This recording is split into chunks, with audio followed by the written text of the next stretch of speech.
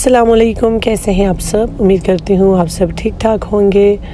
तो जी, जैसे कि सबको पता है रमज़ान जो है करीब आने वाली है इंशाल्लाह, और सबकी घरों में तैयारियां स्टार्ट है। शॉपिंग सबने उम्मीद है कर ली होगी रमज़ान की।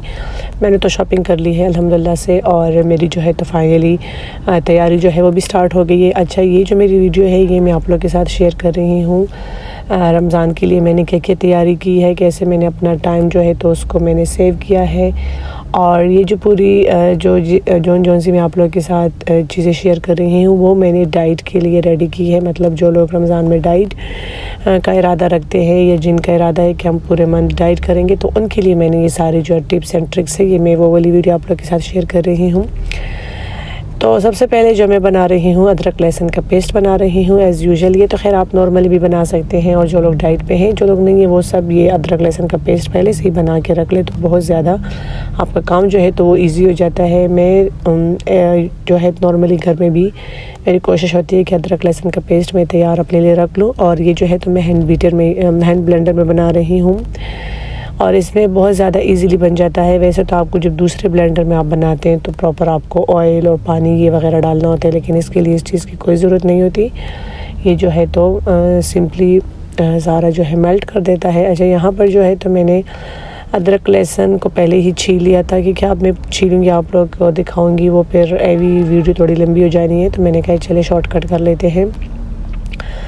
तो अदरक लहसुन का पेस्ट मैंने यहाँ पे बना लिया है, और उसको मैं एक ज़िपिंग बैग में डाल रही हूँ। जो ज़िपिंग बैग में मैंने उसको डाला तो फिर जो उसके अंदर की जो हवा है उसको मैंने स्ट्रॉ के ज़रिए निकाल दी है, और अच्छे से मैंने इसको जो है तो पैक कर दिया है। और इसको मैं इसी तरह फ्रीज़र में मैंने रख दिया था कि ये स्ट्रेट हो। और जैसे ही आपका ये अदरक लहसुन का पेस्ट आप देखें कि ये तो बस इतना मतलब सख्त हो गया है कि अब इसमें कटिंग जो है तो वो हो सकती है, तो फिर जो है तो आप लोग इसको उसी टाइम फ्रीज़र से निकाल दें। और यहाँ पे मैंने थोड़ा सा बचा के रखा है क्योंकि मुझे बनाना था अपने लिए कबाब, तो इसलिए मैंने पहले से ही साइड पे कर दिया था। और ये देखिए अच्छे से मतलब तकरीबन 80% ये फ्रीज़ हो गया था, तो फिर मैंने इसको निकाल दिया था कि इस टाइम जो है तो इसकी कटिंग करना ईजी है मेरे लिए, तो मैं इसकी कटिंग कर लूँगी।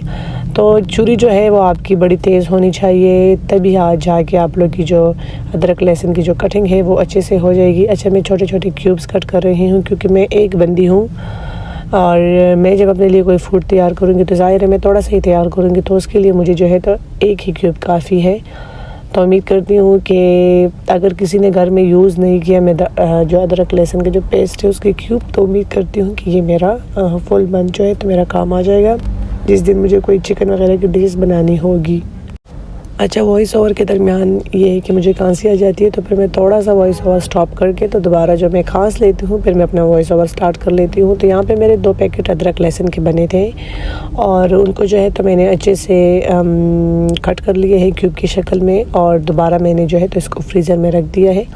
क्यूब पहले से इसलिए कट कर ले, जब फिर आप लोग कोई डिश बनाएंगे तो फिर आप लोग के लिए ईजी हो गया, बस डायरेक्ट क्यूब लेके तो डिश में डाल दें। ये बहुत ज़्यादा अच्छी एक ट्रिक है, ये इसके साथ आपका जो टाइम है तो वो बहुत अच्छे से सेव हो जाता है। चिकन यहाँ पे 3 अदद मिलाई थी, और एक जो था वो बोनलेस था, बाकी जो थे 2 वो बोनलेस नहीं थे, लेकिन मुझे जो है तो चिकन के छोटे छोटे पीसेस चाहिए थे, तो जो चिकन बोनलेस थे उसको मैंने पीसेस में कट कर दिया, और जो चिकन मेरा बोनलेस नहीं थी तो उससे मैंने कहा चले मैं कबाब बना लेती हूँ। तो यहाँ पे चिकन की कटिंग हो गई थी। एक्स्ट्रा जो चिकन में कोई चर्बी वगैरह लगी थी वो मैंने निकाल दी थी। और यहाँ पर जो है तो ये मैंने ज़िपिंग बैग ले ली थी, और मैं इतने चिकन डाल रही थी जितना मतलब चाहिए। अच्छा, चिकन ज़्यादातर मतलब डाइट में बहुत ज़्यादा यूज़ होता है, लेकिन मैंने कहा अगर कभी मेरा दिल किया और मुझे अपने लिए कोई ऐसे मतलब इसको रोस्ट करना हो या मुझे बारबेक्यू बनाना हो तो उसके लिए मैं बना लेती हूँ। अदरवाइज़ मैंने पैकेट बना लिए थे कि जिस दिन मेरा चीट मील होगा और अगर मुझे पास्ता बनाना हो तो फिर मैं ये वाला चिकन जो है तो यूज़ कर सकती हूँ।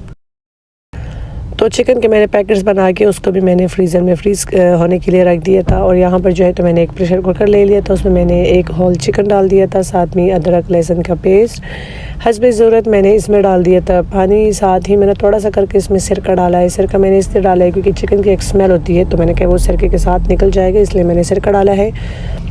दूसरी बात ये है कि यहाँ पे मैं चिकन के कबाब बना रही हूँ, लेकिन चिकन को मैं अलग से बॉईल कर रही हूँ क्योंकि मुझे थोड़ा चिकन का एक्स्ट्रा स्मेल आता है। इस वजह से यहाँ पे मैंने चिकन को 80% कुक किया है और देखिए कितनी चिकनाहट इसकी निकली है। तो मैंने जो ये चिकनाहट वाला पानी था ये मैंने फेंक दिया था और चिकन को मैंने अच्छे से जो है तो हड्डियों से अलग कर दिया था। दोबारा मैंने इसको प्रेशर कुकर में डाल दिया था। फिर मैंने चने की दाल को अच्छे से धो के तो इसमें डाल दिया था।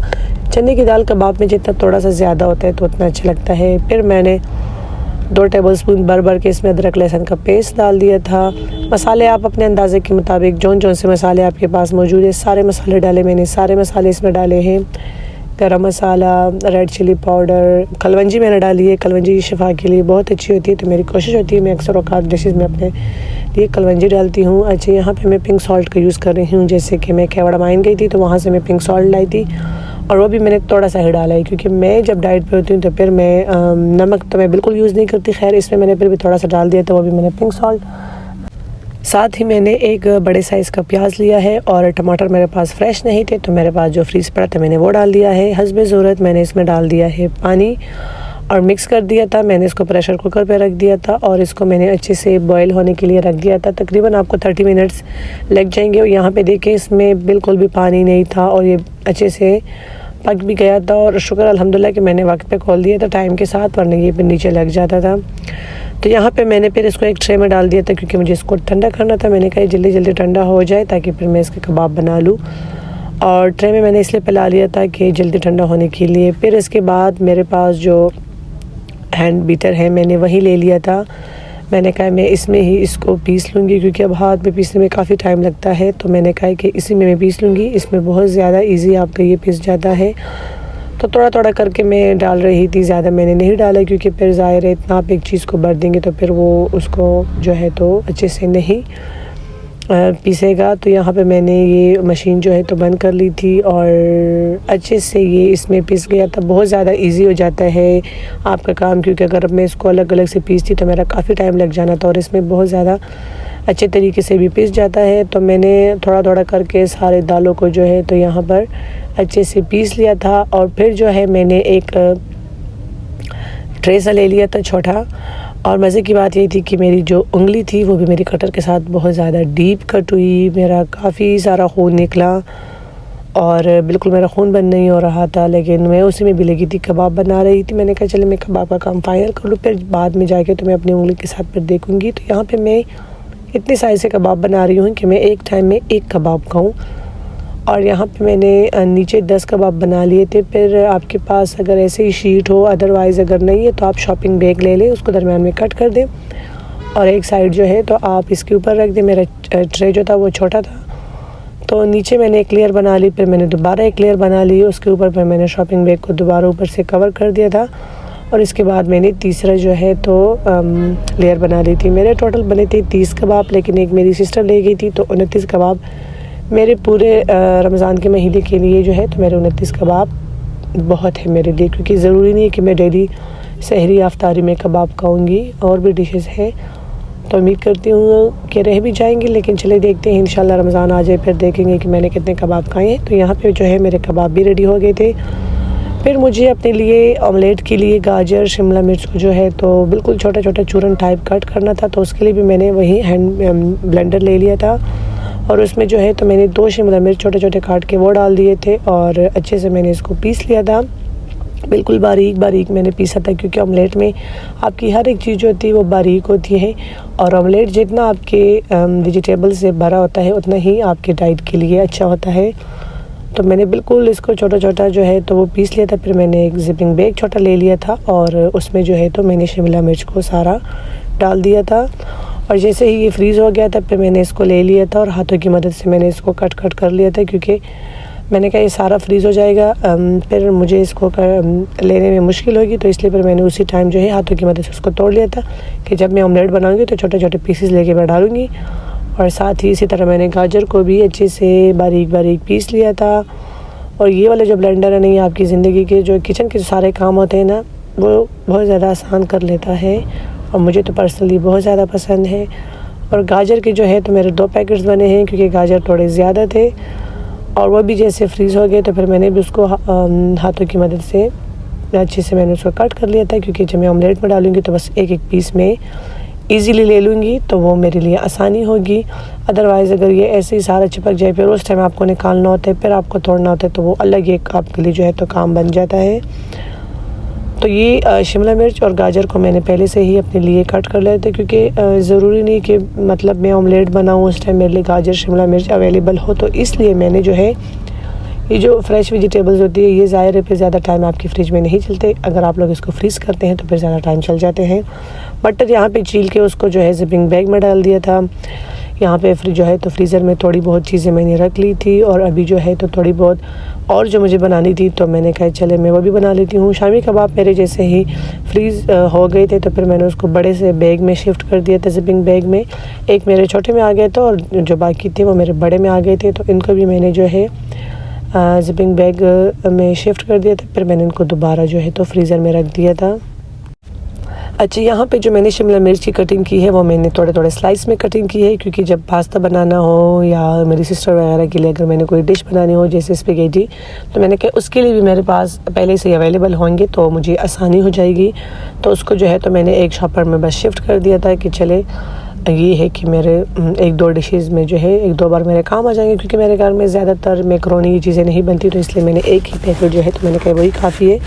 इसके साथ साथ आइसबर्ग जो है वो मैं फ़र्स्ट टाइम लाई हूँ। मैंने कहा चले एक दिन पास्ता में ये भी डाल देते हैं, इसका भी हम लोग टेस्ट चेक कर लेते हैं कि जी कैसा टेस्ट है इसका। तो वो मैं एक मीडियम साइज़ का लाई थी, और फिर जब मैंने उसको कट कर लिया तो काफ़ी सारा उससे बन गए थे, जिससे मेरे 2 पैकेट भर गए थे। और ये भी मैं उम्मीद करती हूँ कि 4 बार तो मेरे जो है तो ये पास्ता या मैकरोनी में जो है तो मेरा काम आ जाएगा। तो उसको भी मैंने ज़िपिंग बैग में डाल दिया था। अच्छा, कटिंग की वीडियो मैंने आप लोग के साथ इसलिए शेयर नहीं की है शिमला मिर्च इन चीज़ों की, क्योंकि कटिंग सबको आती है, तो क्या वीडियो को लंबी लंबी करना है, आप लोग भी देख के बोर हो जाएंगे, मैं भी एडिट करते हुए थक जाऊँगी। बंद गोभी जो है वो मैंने ले लिया था, और बंद गोभी जो है मेरा काफ़ी सारा था, उसके भी मैंने 2 पैकेट भर लिए थे, खूब भर के मैंने भरे कि चले बंद गोभी ये है कि वो थोड़ा फिर जब पकाते हैं तो वो थोड़ा जो है जो मतलब मिल जाते हैं अपने साथ, तो कम फिर लगता है, तो इसलिए मैंने कहा बस ये 2 ही पैकेट काफ़ी है। इसी के साथ साथ गाजर को भी मैंने स्लाइस में कट कर दिया। अच्छा, मैंने जो अपने लिए ऑमलेट के लिए मैं लाई थी वो मैंने रेड गाजर लाई थी, और जो ऑरेंज गाजर है ये मैं लाई हूँ कि कब जब मेरा चीट मील होगा और मेरा दिल किया पास्ता के लिए या स्पेगेटी के लिए या काबली पुलाव के लिए, तो उसमें फिर मुझे ऑरेंज कैरेट अच्छे लगते हैं, तो इसलिए मैं फिर ऑरेंज कैरेट लाई थी। कैरेट में ज़्यादा लाई थी, लेकिन हमारे घर में बच्चों को बहुत ज़्यादा पसंद है कैरेट, तो वो जो है तो खा गए, तो मेरा एक ही पैकेट जो है वो भर गया था। तो यहाँ पे मैंने बस फ्रीज़र में मटर भी रख दिए थे, आइसबर्ग सारी चीज़ें जो है तो मैंने वो रख दी थी। तो ये वाला जो फ्रीज़र था ये मेरा फुल हो गया था, इसमें अब और स्पेस नहीं था कि जो बाकी की मैं चीज़ें बनाऊँ वो इसमें रख सकूँ। तो जो दूसरा बड़ा वाला फ्रीज़र है मैंने कहा चले 2-3 जो मेरी डिशेस रहती है मैंने कहा वो फिर मैं उसमें रख लूँगी। अच्छा, ग्रीन चिलीज़ जो है आपके वैसे जब फ्रिज में पड़े होते हैं तो बहुत जल्दी ख़राब हो जाते हैं, बहुत ज़्यादा जल्दी, तो मैंने यहाँ पे इनको अच्छे से धो के इनको मैंने छलनी में डाल दिया है कि ये अच्छे से सूख जाए।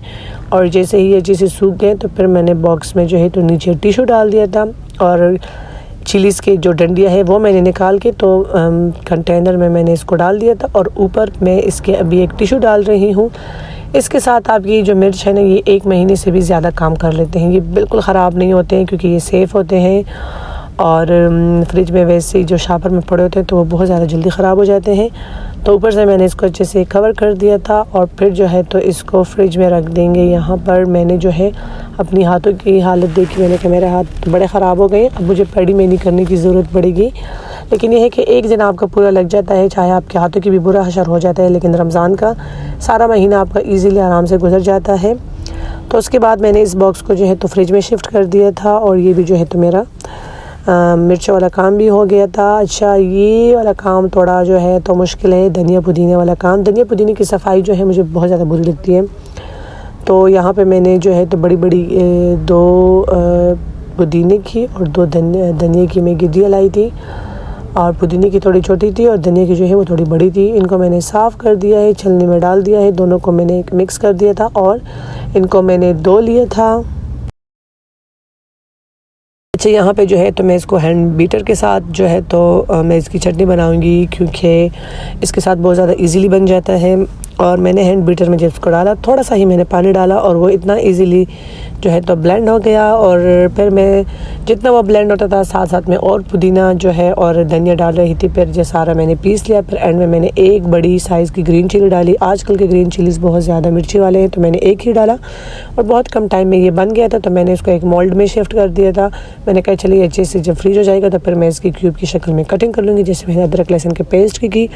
अदरक काफ़ी सारा पड़ा था मेरे फ्रिज में, तो मैंने कहा कि चले अदरक को जो है तो मैं अच्छे से इसका मैं चूरन बना लेती हूँ और एक कंटेनर में शिफ्ट कर लेती हूँ। अक्सर औक़ात मेरी अम्मी खावा या इस तरह कुछ चाय अपने लिए बनाती है तो फिर उसमें मेरी अम्मी अदरक यूज़ करती है, तो उनके लिए मैंने यहाँ पे तैयार जो है तो अदरक पीस लिया था।